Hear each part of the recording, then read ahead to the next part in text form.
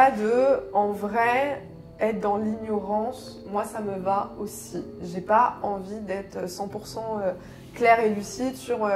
en fait, j'ai pas envie d'avoir une image de ma personne hyper décortiquée comme ça dans un dossier médical avec écrit tout en détail qui je suis.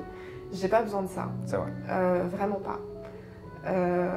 Donc, parce que je pense qu'il faut aussi garder... je me construis en fait, je me construis avec les expériences de la vie, ma façon de penser évolue et si on identifie trop clairement qui je suis, peut-être que je vais pas réussir à... Ouais, ça va te bloquer, ça va te laisser dans le placard. Exactement, c'est enfermant. Ouais, c'est ça. Ouais, et les gens se rendent peut-être pas compte en psychiatrie que à force de vouloir trop mettre des trucs, et ça bloque. Vraiment, ça bloque. Il y a un espèce d'énorme paradoxe où on pense t'aider et en fait... en te disant ce que tu es, mais finalement... en te décrivant parfaitement en train de te faire... Enfin, moi, j'ai passé 1 milliard de tests en psychiatrie. Vraiment, j'ai fait plein de tests de personnalité parce qu'on me les a demandés. Mais les résultats de ces tests, en toute sincérité... non, ça m'intéresse pas, tu vois. Peut-être un jour, dans je sais pas combien de temps, mais j'ai pas envie de m'enfermer là-dedans. Oui, carrément. Donc, mais est-ce que tu dirais il y a vraiment une surmédicalisation ou au contraire une sous-médicalisation, on ne reconnaît pas assez des troubles des personnes, ou au contraire on essaye de trop mettre des termes sur des cases et des termes sur certaines personnes? Ça dépend de quel point de vue on se met. Si c'est du point de vue de on n'a pas assez d'informations sur les troubles psychiques, du coup il y a énormément de stigmatisation et énormément d'invalidation, parce que c'est aussi, tout à l'heure on faisait ce qui revient le plus dans les critiques, c'est l'invalidation de dire mais en fait t'as rien du tout, t'es juste une meuf un peu chiante, tu vois, c'est ça. Mais en fait, je sais que le trouble borderline, il n'est pas du tout pris au sérieux, il n'est pas du tout... les gens, ils sont vraiment là un peu en train de se dire c'est n'importe quoi ton truc, t'as rien du tout, t'es juste un peu compliqué, mais c'est tout quoi. Donc il y a ce point de vue-là qui est très invalidant et c'est très difficile, c'est-à-dire moi j'ai la force d'expliquer ce que j'ai, mais je vais pas avoir la force de prouver que c'est un truc, alors que c'est bon. Genre, de toute façon, tu n'as pas que ça à faire. Enfin, déjà que, voilà. Exactement. C'est une vraie pathologie, je vais pas avoir la force d'expliquer à tout le monde, c'est une vraie pathologie. Bref. Donc il y a ça, et en même temps, il y a aussi ce truc des réseaux sociaux où on se cherche un peu une identité sur les réseaux sociaux. Et ça, il faut faire aussi très attention, parce qu'à force de s'identifier et... il y a aussi une très grande évolution de la psychiatrie à cause des réseaux sociaux et de la communication aujourd'hui. Il y a plein de témoignages qui sont accessibles et c'est trop bien et c'est super, mais il faut garder en tête qu'avant, le ou la psychiatre, c'était le seul référent pour comprendre les troubles psychiques. Aujourd'hui, notre premier référent, c'est les réseaux sociaux, c'est Google, c'est Internet. Donc quand on arrive face à un ou une psychiatre, on sait déjà énormément renseigné. Est-ce que c'est bien, est-ce que c'est mal, ça c'est chacune aura son opinion sur la chose, mais il y a ce rapport à la psychiatrie aussi qui est totalement changeant, dans le sens où les personnes concernées se sont totalement réappropriées les informations, le savoir. Aujourd'hui, il est accessible. Ils sont plus et ça change le rapport de soins. On n'est plus sur le même rapport de soins de le ou la psychiatre à la vérité. Enfin bon, bref. Que c'est pas vertical. Exactement. Maintenant, moi j'ai des témoignages sur mon compte Instagram de on m'a diagnostiqué ça, mais je me reconnais pas du tout là-dedans. Moi, je pense que je suis ça. Donc on voit qu'il y a aussi cette prise de pouvoir de la part des différentes personnes et que ça a totalement révolutionné les rapports de soins et qu'aujourd'hui les psychiatres ont une approche qui est totalement différente parce qu'ils ont conscience de ça. Et moi j'ai bien vu l'évolution d'il y a 10 ans quand je voyais des psychiatres et que j'étais vraiment très passive dans mon rapport de soins versus 10 ans après aujourd'hui. Quand je rencontre des nouveaux psychiatres, ils sont tellement beaucoup plus dans la pédagogie, dans le transmettre le savoir, et on n'est plus du tout sur quelque chose de pyramidal. Et ça, c'est pour ça aussi que je suis hyper optimiste, c'est parce que les nouveaux psychiatres, là, mais ils sont tellement beaucoup plus bienveillants, beaucoup plus à l'écoute, beaucoup plus pédagogues. C'est vraiment, beaucoup plus, tout ça, ça s'est vraiment lissé. Ouais. Tu remarqueras que la littérature qu'on a lue, elle a 10 ans. Justement. Donc les problèmes ont complètement changé à cet égard. Ça n'a jamais été abordé dans les trucs qu'on a lus. C'est vraiment intéressant, ouais. Très pertinent. Ouais. Et par rapport à la discussion entre médecine classique et celle-là, justement, c'est l'effet d'avoir essayé de faire comme la médecine classique, où justement en médecine classique, bah, tu as ça. Donc, oui. pas besoin de t'expliquer, hein, tu as ça, tu fais ça, et tu seras guéri. Ouais. Et d'ailleurs, le patient, on le considère comme... on va juger sa parole sur la manière dont il le dit. Ouais. On va pas le prendre au sérieux parce que justement, même un docteur, quand il est malade, on considère que c'est un très mauvais juge sur sa propre maladie quand c'est physique. Mais pas du tout le cas dans... Au contraire, ouais, c'est tout le contraire. Quoi. D'où le fait de mettre le mot maladie, tu vois, pour ces trucs complètement différents. Conceptuellement, c'est très bizarre, tu vois. Il y a pas mal de questions. Ça pose des problèmes sociaux, ça pose des problèmes éthiques, ça pose des problèmes même médicaux, ça pose des problèmes pour trouver la réponse. Bon, enlever peut-être le mot maladie, ce serait peut-être une solution pour ces genres de personnes, et on parle juste d'autre chose, quoi. Tu vois. Soit de problèmes cliniques, soit ouais, de voilà, genre, c'est des gens qui souffrent, et puis... Sinon, ça va. La chef qui dit... Ouais, bah ça va, hein. Attends, et là, ça va? Non, c'est pas le là, justement. Non, mais je sais pas à quelle interview tu faisais référence. Non, mais en fait, c'est la manière dont il pose la question. Non, si, il y en a une, j'ai vu qui disait là ça va. Il a fait le là, je crois qu'il s'est rendu compte lui-même que c'était un peu bizarre parce qu'il devait pas être trop bête. Mais il a quand même sorti. Bon, là, en plus, c'est comme ça qu'elle commence la vidéo. C'était sur Instagram, je sais plus à quel c'est, mais c'était lors d'une interview. Et là, j'ai fait. Ça m'a fait rire quoi. Parce que nous on voit directement le problème. Parce que moi on me pose pas la question, là ça va, on pose la question pour ça va, tu te sens bien, tu as besoin d'aller aux toilettes, c'est plus une manière de dire techniquement j'y peux rien, mais j'écoute ce que tu as à me dire. Merci beaucoup. Fais-nous ta thèse. Donc là pour la dernière dégustation, j'ai choisi un café du Costa Rica qui a subit entre guillemets un processus de fermentation. Et c'est une fermentation anaérobique. Donc en gros, après la récolte, les grains sont mis à fermenter mais sans oxygène. Et accessoirement sans eau pour cette fermentation. Ce qui du coup, en fait, les grains se gorgent de sucre. Donc ça fait quelque chose d'assez fruité, un peu pêche abricot, mais surtout très épicé en fait. Un peu vanille, très cannelle. Voilà, il est relativement maigre comparé au Rwanda en termes de corps et de densité, normal, enfin, ce n'est pas un lavé. Par contre, voilà, il garde une petite attaque acidulée, mais il reste très équilibré quand même. Et du coup, pour que vous puissiez comparer, je vous ai fait le même café, le Costa Rica aussi, mais en méthode douce. Donc, ce qu'on appelle le café filtre, exactement. Vous allez tout de suite remarquer une différence en termes de couleur, en termes de corps. Et en fait, ce qu'on perd avec les méthodes douces, on perd en fait du corps, de l'intensité en termes gustatives. On perd clairement le côté acidulé, voire même amer. Par contre, on gagne une très grande clarté aromatique. Okay. Donc c'est ce que je vous propose de déguster. Merci beaucoup. Merci Maïs. On a parlé de validation jusqu'ici. Comment est-ce qu'on valide une personne concrètement? Qu'est-ce que ça veut dire ça? Ça veut dire que tu le fais pas. Alors là, il faudrait reprendre. Je ne sais pas si vous savez, il y a les formations du collectif Nous Toutes contre les violences sexistes et sexuelles. Et en fait, ils ont établi en 5 étapes comment accueillir la parole d'une personne qui raconte quelque chose, voilà. Et c'est le fameux je te crois, tu n'y es pour rien. Je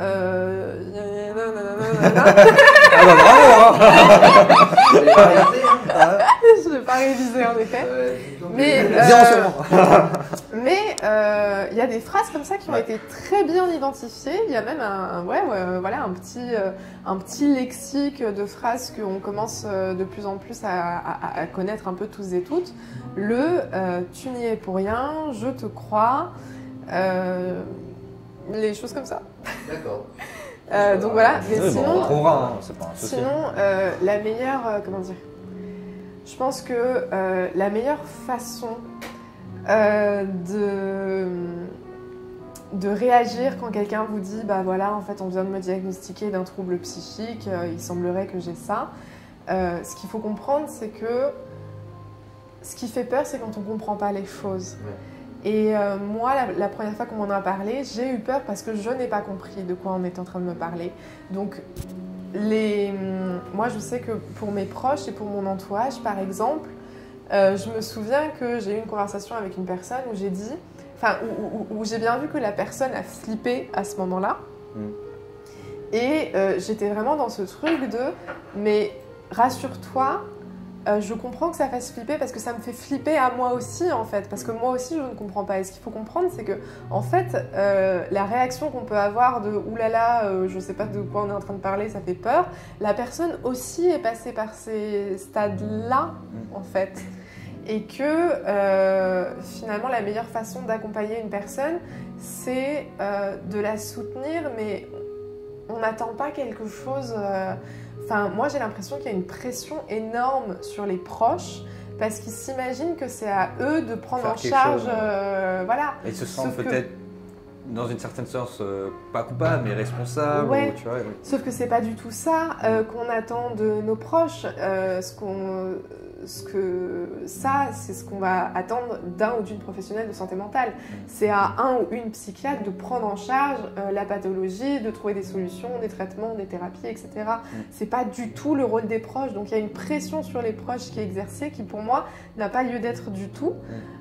Juste ce qu'on demande, c'est d'être soutenu, d'être aimé, d'être encouragé et d'être là quand ça va pas. Mais être là quand ça va pas, les gens vont s'imaginer, il y a toujours cette question énorme de qu'est-ce que je peux faire pour une personne dépressive.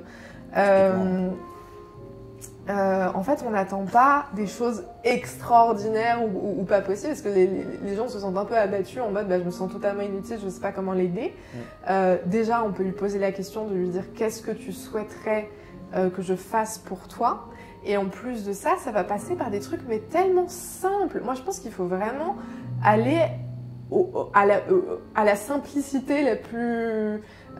triviale possible, quoi. Ouais, voilà, c'est juste être là, juste quand je suis à l'hôpital, venir me rendre visite, ou quand j'arrive pas à sortir de mon lit, peut-être me préparer à manger parce que j'en ai pas la force parce que j'ai plus la force de me lever, de me laver, de m'habiller, de m'alimenter, tout ça, ça va devenir très compliqué. Donc être là pour la personne, proposer de lui faire à manger, proposer de ranger l'espace parce qu'on sait qu'elle n'a pas la force. Éviter de dire feignasse, tu vois, genre des trucs tout cons. C'est déjà pas mal, tu vois. Ne pas arriver de dire attends, ça fait 3 jours que t'es dans ton lit, au bout d'un moment, va falloir que tu sortes. Pas du tout. Moi je sais que quand je suis dans des états comme ça, il faut me laisser dans mon truc, tranquille, tu vois. Ouais, voilà, aujourd'hui j'ai pas la force de me lever, c'est pas grave, c'est normal, c'est temporaire, c'est une situation qui est temporaire, ça va passer, j'ai besoin de ce temps-là pour recharger mes batteries. Et donc, c'est comment je peux accompagner la personne dans ces moments-là. Et en vrai, c'est des trucs tout simples. Par exemple, Imaginons j'ai des pensées sombres et des pensées noires. Moi, je fais une très grosse distinction, mais ça, c'est quelque chose qu'on m'a appris aussi à l'hôpital. Une distinction entre ce qui relève d'un professionnel de santé mentale et ce qui relève de nos proches. Je peux dire à mes proches, là, je ne me sens pas trop bien. J'aimerais que tu restes avec moi parce que j'ai besoin de... juste la présence d'une personne, c'est déjà... c'est tout ce que j'attends, en fait, c'est juste ça. Versus ce que je vais dire à un ou une psychiatre où là ça va être ok, j'ai des pensées sombres, j'ai des pensées noires, voilà ce qui se passe dans ma tête, et là c'est un ou une professionnelle de santé mentale qui va pouvoir accueillir cette parole parce que c'est un vrai métier, c'est un vrai taf de savoir quoi dire quand quelqu'un est en train de nous dire des choses vraiment très alarmantes. C'est normal de se sentir totalement déboussolé, de ne pas savoir quoi dire. Et d'ailleurs, moi je pense qu'il ne faut surtout pas se risquer à dire quoi que ce soit, parce que ça peut empirer et aggraver le truc. Là, par exemple, c'est quelque chose que j'ai constaté en hôpital psychiatrique. Entre les aides-soignantes et les psychiatres, les paroles ne sont pas du tout les mêmes et il ne faut pas se risquer. Si vraiment on ne se sent pas de répondre à quelqu'un, voilà, faut dire « je trouve ça très bien et génial que tu m'en parles ». Je pense qu'il faut valider et encourager la parole parce que c'est pas facile d'en parler. Par contre, je pense que dès le début, il faut recadrer tout de suite en disant « je ne suis pas la bonne personne pour ça. C'est super que t'en parles, mais je ne suis pas la bonne personne pour ça. et j'ai pas les compétences pour accueillir ce que ce que tu vas peut-être me dire. Par contre, je peux t'aider à trouver la bonne personne pour ça. Donc c'est vraiment bravo, super. Par contre, je ne suis pas voilà. Parce que peut-être que moi, avec l'expérience, je sais faire ce travail-là je vais dire à ma pote, là je me sens pas trop bien, ça te dit on mate une série Netflix, très bien, super, versus allô mon psychiatre, ça va pas du tout, quand est-ce qu'on peut se voir, j'ai plein de trucs à vous déballer, quoi. À vous déballer, et là les pleurs, les trucs, tout ce que tu veux. Ça c'est un travail que j'ai fait, mais plein de gens n'arrivent pas à faire cette distinction. Et donc, en tant que proche, c'est à nous de faire la distinction pour eux et de faire cette éducation que peut-être on leur a pas encore appris. C'est-à-dire, il y a des choses qui relèvent de la famille, des proches, et il y a des choses qui relèvent d'un professionnel de santé mentale. Et de dire, là, c'est le taf d'un professionnel parce que, et je pense que la transparence, juste dire, écoute, là, je sais pas quoi te répondre, j'ai peur de dire une connerie, donc je préfère ne rien dire et juste te faire un gros câlin et te prendre dans mes bras parce que j'ai peur de donner des conseils non sollicités ou enfin, vraiment la transparence c'est la meilleure des cartes, hein, de dire là je me sens débordée par la situation, je ne sais pas comment gérer ça, par contre viens ensemble, je vais t'aider à trouver un ou une psy à qui en parler. Ou un numéro de téléphone, enfin il y a des numéros que tu peux appeler, je sais pas, appelle SOS Amitié, je sais pas, des choses comme ça. C'était clair. Voilà. C'est clair et net précis. Évidemment, oui, c'est un juste milieu à trouver. Il faut pas refiler la patate chaude en disant non mais t'as rien, c'est bon, je veux rien entendre. Ça évidemment, grosse erreur, carton rouge, ça c'est assez normal. Mais on voit qu'en faire trop finalement, ça aussi ça pose un problème. Bien et sûr. qu'il y a vraiment ce juste milieu à trouver et finalement la solution Il faut savoir se positionner. Hein, la solution serait finalement la simplicité en quelque sorte. Ah ben bien sûr, il faut pas chercher midi à 14h. Les gens s'imaginent que c'est qu'on attend des trucs d'eux énormes, qu'il y a une charge pas possible qui est sur leurs épaules, mais en fait cette charge-là, c'est pas à nous de la porter, c'est à des psys. Eux, ils ont fait je ne sais combien d'études de médecine pour ça, là. Il faut, là pour le coup, moi je suis désolée, chacun son rôle, chacun sa place, et voilà, moi j'aurais plus tendance voilà, moi je suis suivie par un psychiatre, j'ai besoin d'un suivi psychiatrique et ça me permet de décharger tous les trucs que je peux pas forcément dire à ma famille, parce que attends, si j'en parle à ma famille, c'est même l'inverse, ça va... Enfin, tout le monde va paniquer, personne ne va savoir comment gérer le truc, tout le monde va paniquer, ça va être contre-productif au final, quoi. Ça sert à rien et j'ai pas besoin de ça non plus. Alors que des professionnels... Ça va te mettre dans un état en plus de situation où tu vas dire ah bah à cause de moi il panique en plus. Bien sûr, la culpabilité, etc. Alors que quand je vais pas bien, j'arrive chez mon psychiatre, il dit bon alors qu'est-ce qui se passe? Et alors là... L'autoroute. 120 à l'heure. Vous êtes prêts à m'écouter? On accroche les ceintures. Ça. Le psychiatre va C'est grave. Mais c'est ça, hein. Moi, Et puis, c'est très bien. On voit qu'il y a des solutions. Hein. Ça, c'est vraiment un truc. Il y a des carrément. solutions à la fois psychiatriques, lorsqu'on est à l'hôpital psychiatrique et ainsi de suite. Mais on voit aussi que finalement, il y a des solutions assez simples pour, de la part de nous autres qui n'avons pas de troubles psychiques pour l'instant, qui vivons avec des personnes qui peuvent en avoir. C'est quand même assez courant. Et on voit que finalement, c'est tout à fait possible de coexister sans la moindre difficulté finalement. Ah bah bien sûr. C'est assez facile à vrai dire. Il suffit de rester humble en fait, tout simplement. Et moi j'irai même plus loin, je suis convaincue et persuadée que vous avez quelqu'un dans votre entourage qui a des troubles et en fait vous ne le savez pas.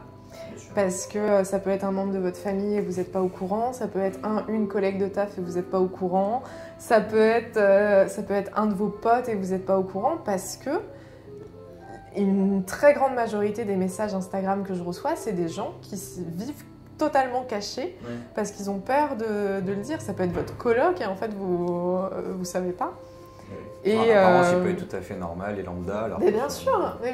Quand la porte est fermée. Il y en a qui vivent cachés pendant 10 ans et en fait, je sais pas, leurs parents, leurs frères, leurs sœurs, leurs enfants, ils ont été diagnostiqués et en fait, ils ont gardé ça pour eux, ils en parlent pas parce Parce qu'on n'a pas besoin, en plus de ça, d'être stigmatisé. En plus. On n'a pas besoin du regard de l'autre sur notre condition. C'est vrai que ça, c'est quelque chose qui fait quand même assez peur de se dire, en fait, au final, quand je dis que je suis borderline, parce que c'est une expérience que je fais quand même assez régulièrement, les gens, tout de suite, projettent une image qui s'assombrit énormément. Et c'est affreux de voir dans le regard de la personne tout ce qu'elle projette sur nous à partir du moment où je dis que je suis borderline. Et ça, c'est vrai que c'est un regard qui est difficilement soutenable et pour lequel c'est super difficile de récupérer le truc parce que j'ai pas le contrôle. Enfin, à part dire non, mais apprends à me connaître avant de Tout va juger. bien, je mords pas. Exactement. Genre, je te jure que c'est pas ce que tu crois, vraiment pas. Le problème, c'est qu'il y a une image qui est... Parce qu'il y a souffrir du trouble qui est quelque chose de très dur, et il y a souffrir de l'image que les gens ont du trouble qui est encore double peine. Ouais, notamment vécu par le cinéma ou quoi. Ouais. On présente des psychopathes, mais bon, ça veut pas dire grand-chose non plus. Principalement des éléments scénaristiques. Ouais, voilà, c'est ça. C'est intéressant parce qu'il Ça meurt, n'existe mais pas. ça Sans... n'existe pas. Voilà. Ça tombe bien, heureusement d'ailleurs. Ouais. Donc, mais oui, il y a combien de films d'horreur qui se passent dans des hôpitaux psychiatriques? Bon, T'es là en mode bon. tout va bien, hein. On va ramener des chocolats, ils vont pas te Grave. c'est les gens. Il y a un décalage énorme entre l'image que les gens ont du truc et la réalité du terrain qui est totalement autre. Et mais ça, encore une fois, je mets au défi n'importe qui. Venez à l'hôpital psychiatrique, vous allez voir, c'est pas du tout ce que vous pensez, quoi. Enfin, ouais, les gens se rendent pas compte que c'est vraiment monsieur et madame tout le monde. Vraiment. Ouais, c'est comme tu disais au début, c'est l'architecte d'intérieur, c'est l'avocat, c'est le prof. C'est presque une normalité en fait. Bah, ça devient intéressant. Mais c'est Voilà. enlevons le mot maladie, c'est normal, voilà, point. Je peux rassurer les gens pour avoir connu Abby à l'époque.